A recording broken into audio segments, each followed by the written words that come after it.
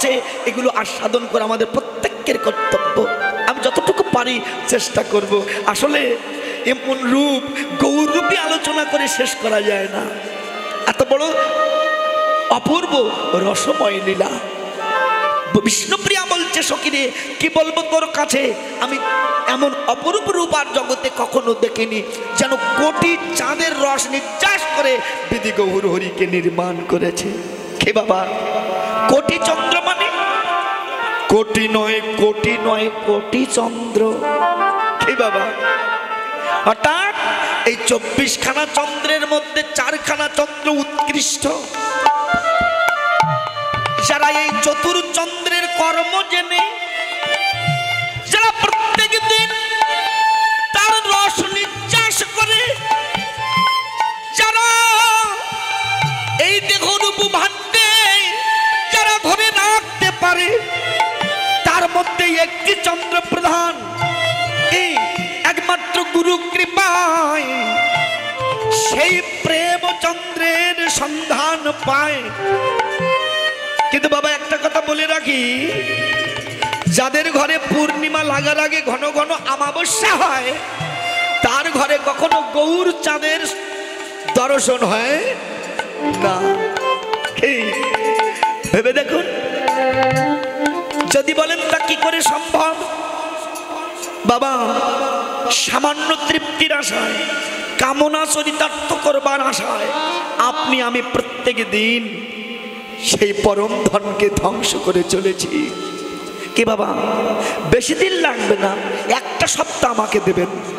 এই একটা সপ্তাহ দেখেন, দশেন্দ্রিয় ষড়রূপ সংযত করে আপনি যদি কর্ম সাধন করে নিজেকে ধরে রাখতে পারেন, এক সপ্তাহ পরে গুরুর কাছ থেকে আপনার 9খানা দরজা জানালা বন্ধ করে দিয়ে একটা যোগ আছে, এই যোগটা যদি করেন দেখবেন অকলঙ্ক পূর্ণ চন্দ্র আপনার দ্বিদল পদ্মে আপনি দেখতে পাবেন, বিন্দু মাত্র সন্দেহ নাই।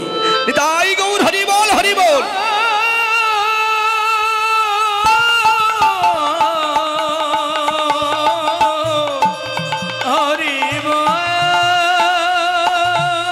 কিন্তু ওই যে বললাম, যার ঘরে পূর্ণিমা লাগার আগে ঘন ঘন অমাবস্যা হয়, তার ঘরে কখনো গৌর চাঁদের দর্শন আপনি পাবেনই না। কে বলেছে গৌরকে দেখা যায় না? সাক্ষাৎ তাকে দর্শন করা যায়। অকলঙ্ক পূর্ণ চন্দ্র আমার গৌর সুন্দর এই নবদ্বীপ মাঝে, এই যে নবদ্বার বিশিষ্ট দেহ, গুরুর কৃপা হলে কালই আপনি তার দর্শন করতে পারবেন। জানেন, এই জন্য তার সাধন আগে জানা চাই, তার কর্ম আগে জানা চাই। সাধন না জানলে তখনও সেই গৌর সুন্দরকে ধরা যায় না, তাকে কখনো দেখা যায় না। দেখেছেন, এই কর্ম আগে জানতে হয়। তাই তো বিষ্ণুপ্রিয়া বলছেন, কত চাঁদ কোটি চাঁদ নিংড়াইয়া বিধি গৌর হরিকে নির্মাণ করেছে। আরে সখী রে, জানিস আকাশের চাঁদের কলঙ্ক আছে, আমার গৌর চাঁদের কখনো কলঙ্ক নাই। সখী কাঞ্চনা বলছে, কি করে বুঝলি কলঙ্ক নাই? মায়েরা, যখন অন্ধকার বনের মাঝে হঠাৎ করে জোনাকির আলো জ্বলে, জোনাকির খুব অহংকার হয়। ও মনে করে কি জানেন, যে আমার আলোয় আলোকিত ভুবন। কিন্তু যেই মাত্র ল্যাম্পের আলো জ্বালানো হয়, ওর গর্ব ধ্বংস হয়। আহা, তাহলে তো আমার চেয়ে আরো আলো আছে। কি এইবার ল্যাম্পের আলোর খুব অহংকার হয় যে আমার আলোয় আলোকিত ভুবন, কিন্তু যেই কারেন্ট এলো না, অমনি ল্যাম্পের আলোর অহংকার চূর্ণ হলো। এবার ল্যাম্পের আলোর খুব অভিমান হলো যে আমার আলোয় আলোকিত ভুবন, কিন্তু যেই মাত্র চাঁদ উঠলো, কারেন্টের আলো খর্ব হয়ে গেল। মনে মনে চিন্তা করলো, সর্বনাশ, আমার আলো তো সামান্য জায়গা আলোকিত হয়, কিন্তু চাঁদের আলো সমস্ত পৃথিবীময় আলোকিত করে। চাঁদের খুব অহংকার হলো যে আমার আলোয় আলোকিত ভুবন, কিন্তু যেই সূর্য উঠল, তার সমস্ত অহংকার চূর্ণ হয়ে গেল। কি বাবা, তদ্রূপ ভেবে দেখুন, আপনি আমি শিক্ষা দীক্ষায় অনেক দূরে উঠেছি, তাই না? ভেবে দেখুন, আমি গ্রাজুয়েশন কমপ্লিট করেছি, আমি জাজ, আমি ব্যারিস্টার, আমি বড় শিক্ষক, কি এই যে অহংকার, ভেবে দেখুন তার বাইরের জগৎটা আলোকিত হলেও তার ভিতরে একটা অন্ধকার সর্বদা তাকে গ্রাস করে আছে। ল্যাম্পের আলো ঘরে সর্বত্র আলো করতে পারলেও তার ছোট্ট একটা জায়গা, তার তলদেশে তার আলো কখনো প্রবেশ করতে পারেই না। কি বাবা, ভেবে দেখুন, তদ্রূপ আমরা জ্ঞানে বিজ্ঞানে অনেক দূর উঠেছি, কিন্তু আমাদের ভিতরে অজ্ঞানতার অন্ধকার, কামনাযুক্ত অন্ধকার আজও বিরাজ করছে। জাগতিক জগতের চন্দ্র যতই আকাশে উঠুক না কেন, বাইরে সর্বত্র আলোকিত করতে পারে, কিন্তু মানুষের গহ্বরে অর্থাৎ মানুষের হৃদয় স্কন্দরে যে অন্ধকার লুকিয়ে আছে তা কখনো চাঁদের আলোয় দূরভূত হয় না। কিন্তু যদি কোনোদিন গুরু কৃপায় তার ভাগ্য আকাশে আমার গৌর চাঁদের উদয় হয়, জানেন তার সকল আধার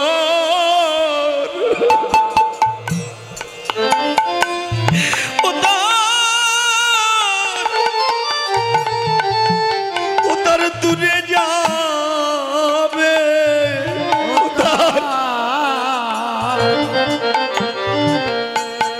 তার সকল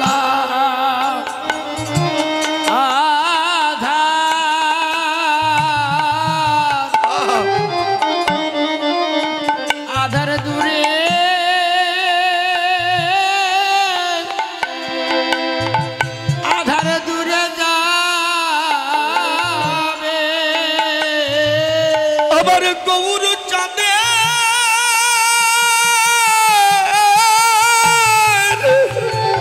আমার গৌর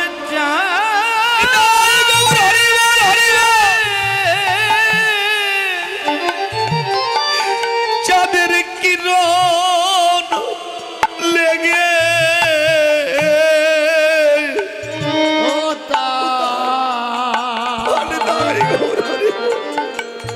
তার সকল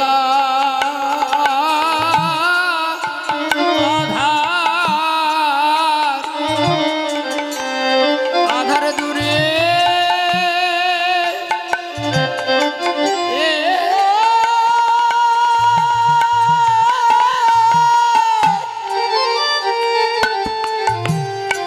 দূরে যাবে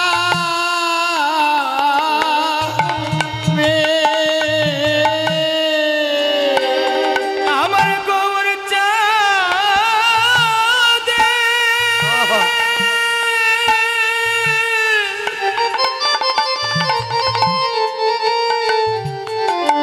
আমার গৌর চাঁদে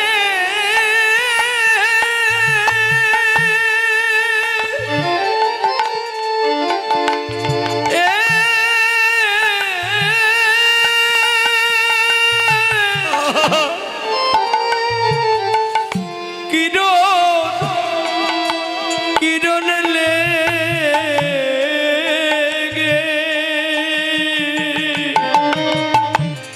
হতো ও তার সকল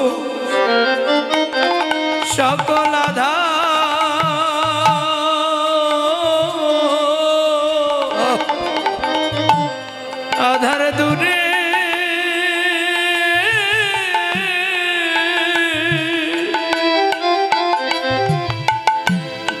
যাবে। সত্যি বা যদি গুরু কৃপায় কারো ভাগ্য আকাশে আমার গৌর চাঁদের উদয় হয় না, তার সমস্ত আধার দূরভূত হয়, সে একদিন সোনার মানুষ হতে পারে। সত্যি বাবা, তৎকালীন সময় নবদ্বীপে যত পণ্ডিতদের আবির্ভাব হয়েছিল, ন্যায়রত্ন, তর্ক অলঙ্কার, বিদ্যারত্ন, দিগ্বিজয় পণ্ডিত, কি বাবা ভেবে দেখুন। কারণ তখন ভারতবর্ষে দুটো জায়গায় ছিল শিক্ষাঙ্গন, এসব ইতিহাস আমরা জানি না অনেকে। টোটাল ভারতবর্ষে দুটো জায়গায় ছিল শিক্ষাঙ্গন, একটা হলো নবদ্বীপ আর একটা হলো মিথিলা। এখন তো জেলায় জেলায় বিশ্ববিদ্যালয় হয়েছে, আর তখন তা ছিল না। তখন ভারতবর্ষে দুটো জায়গা ছিল শিক্ষাঙ্গন, মিথিলা আর নবদ্বীপ। বাংলাদেশও তার বাইরে ছিল না, এ তো সেদিন গিয়ে ভাগ হলো। ভেবে দেখুন, এইসব জায়গা থেকে শিক্ষা অর্জন করে আসার পরে তারা মহামহা পণ্ডিত নামে আখ্যায়িত হতেন। জানেন, মহামহা পণ্ডিতদের জন্ম হলে কি হবে? তৎকালীন সময়ে ওই শিক্ষার অহংকারে, শিক্ষার গৌরবে তাদের ভিতরে একটা অন্ধকার সর্বদা বিরাজ করছিল। মহাপ্রভু মনে করেছিলেন, যারা ভবিষ্যৎ প্রজন্মকে শিক্ষা দান করবেন, তাদের শিক্ষাটা যদি পবিত্র না হয়, নির্মল না হয়, তাহলে ভবিষ্যৎ প্রজন্ম কি শিখবে? মহাপ্রভু তাই ওই পণ্ডিতদের দলে জন্মগ্রহণ করে পণ্ডিতদের দর্প চূর্ণ করেছিলেন। দেখেছেন বাবা যায়, যখন মহাপ্রভুর কাছ থেকে দিগ্বিজয় পণ্ডিত পরাস্ত হয়ে যখন দেহ বিসর্জন দেবে মনে করেছিলেন, মা সরস্বতী তুমি আমাকে বর দিয়েছিলে আমি কারো কাছে হারবো না, কেন আজ আমি পরাজিত হলাম? যখন দেহ ত্যাগ করবেন বলেন ধাবিত হয়েছিলেন, ওই সময় মা সরস্বতী সামনে দাঁড়িয়েছিল। মা কৃপা করে বল না, তুই তো আমাকে আশীর্বাদ দিয়েছিলি যে আমি কারো কাছে কখনো পরাস্ত হব না, তবে আজ কেন আমি পরাস্ত হলাম? মা সরস্বতী ডেকে বলল, রে তোর জীবন তো ধন্য রে, তোর জীবন ধন্য। তুই যার কাছে পরাস্ত হয়েছিস সে আর কেউ নয়, সে যে জগতের পতি। তাই গৌর হরিবল হরিবল।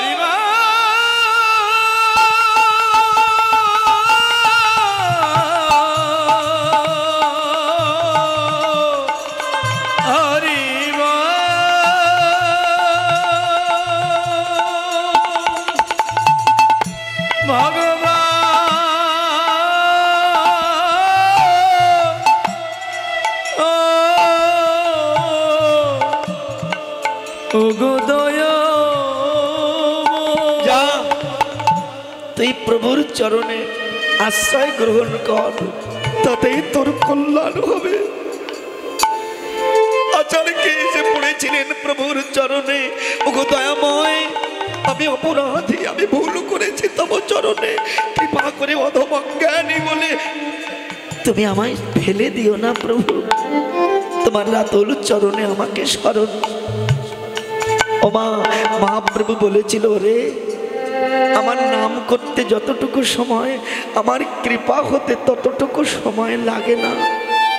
কি বাবা, আপনারা জানেন ত্রেতা যুগে মাধব যখন মাধবের খেয়া গটায় রামচন্দ্র দাঁড়িয়েছিলেন, আপনারা জানেন মাধব আমায় পার করে দাও। মাধব পার না করে নদীর মধ্যখান থেকে তরি পাইছিল, লক্ষণে রাগ হয়েছিল, মাধব এত বড় স্পর্ধা তোমার, প্রভু বারবার তোমাকে ডাকছে আর তুমি প্রভুর কথা উপেক্ষা করছো। রামচন্দ্র বলেছিলেন, লক্ষণ স্থির হও। আচ্ছা মাধব, তুমি কেন এমন ব্যবহার করছো আমার সঙ্গে? মাধব বলেছিল, প্রভু আমি তোমাকে একটা শিক্ষা দেবো বলে এই ব্যবহার করছি, আমাকে শিক্ষা দেবে? বলো কি শিক্ষা দিতে চাও? প্রভু কেউ না জানুক, আমি জানি, আমিও মাঝি, তুমিও মাঝি, আমি এ জাগতিক জগতের খেয়া পানাপানের মাঝি, আর তুমি বৈতরণী খেয়া ঘাটের মাঝি। প্রভু আজ তোমায় পার করছি না বলে লক্ষণ আমার প্রতি ক্রোধ প্রদর্শন করছে। প্রভু আমি তোমায় পার করে দেব, আমি কোনো বিনিময়ে করি চাইবো না প্রভু, আমি কোনো কিছু প্রার্থনা তোমার করবো না, তবে তুমি এই কথাটা মনে রেখো প্রভু, যেদিন এই সংসার বাসনা পরিত্যাগ করে যেদিন তোমার পার ঘাটাতে যেয়ে দাঁড়াবো সেদিন যেন কাঙাল অধম অজ্ঞানী বলে তুমি আমাকে দূরে ঠেলে দিও না, সেদিন নিজ গুণে কৃপা করে তুমি আমায় হাত ধরে পার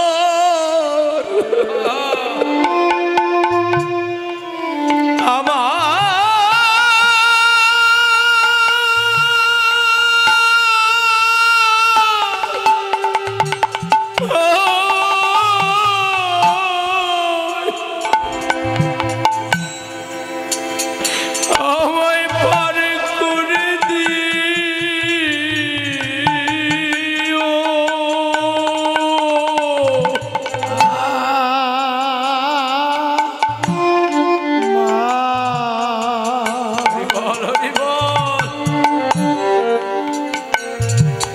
আমায় হাত ধরে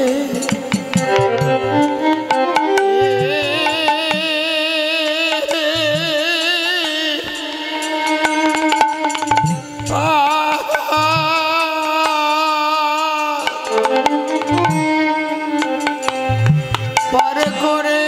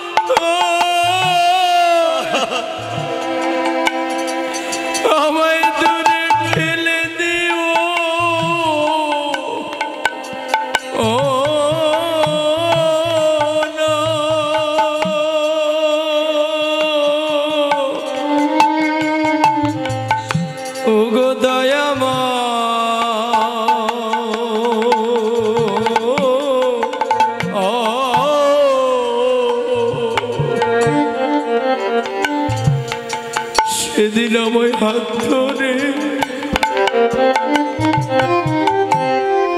আমায় হাত ধরে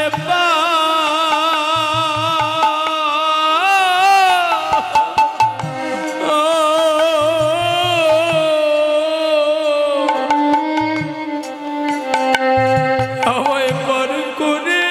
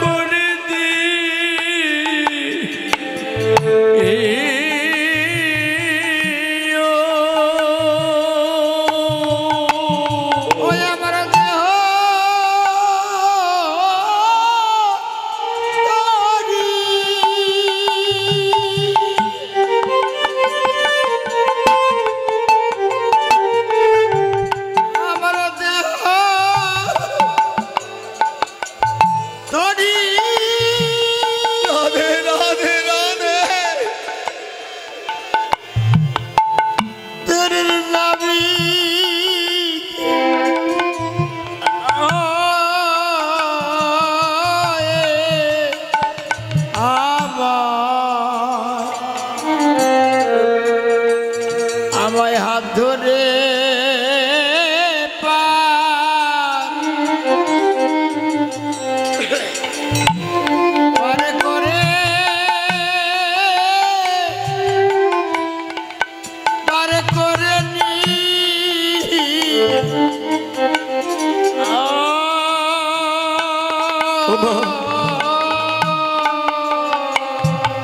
তাই ভগবানের করুণা কৃপা সবার উপরে বর্ষিত হয়েছেন।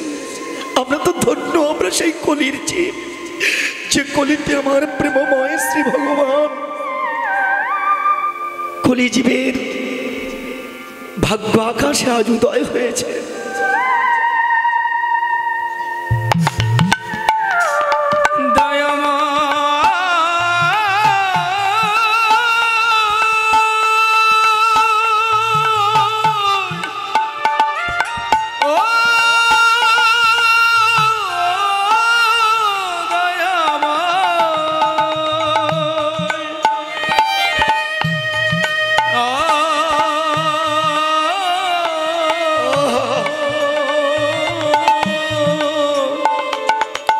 তাই তো বিষ্ণু প্রিয়ান কেঁদে বলছে, সখীরে আমার গৌর রূপের কিরণ লেগে আমার ভিতরে যত অন্ধকার সব দূরভূত হয়েছে।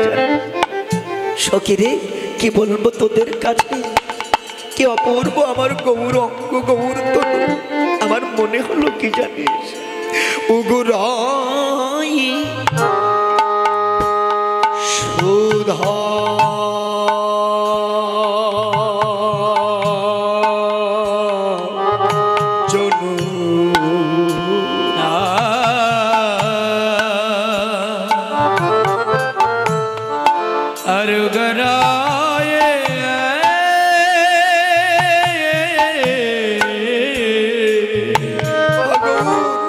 সুধা যেন আমার গুণা রূপে হাসি রে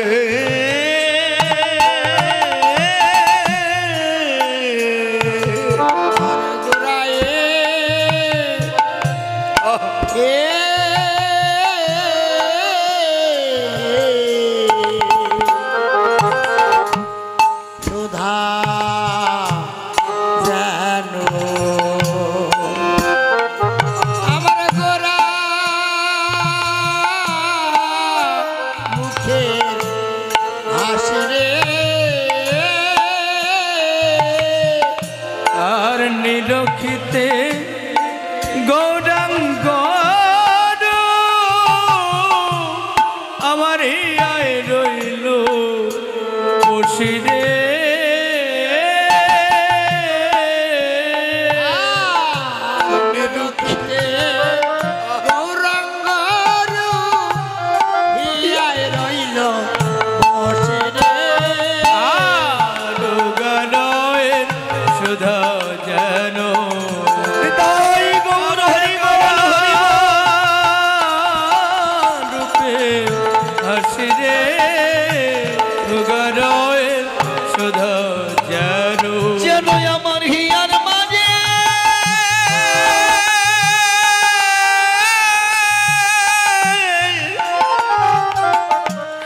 সদাই বসে আছে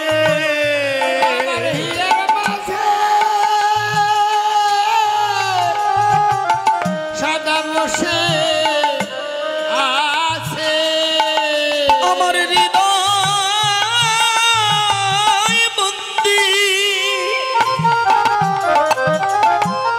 আলো করে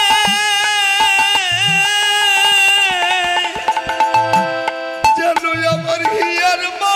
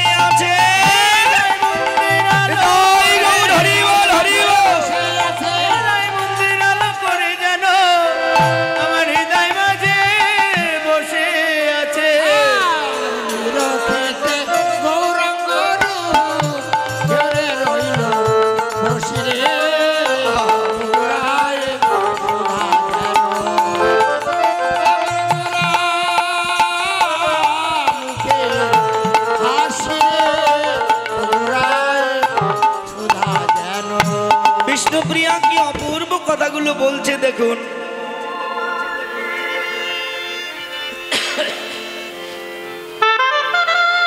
কি বলছে না, উগুরাই সুদাজন উগুরা রূপের হাসি।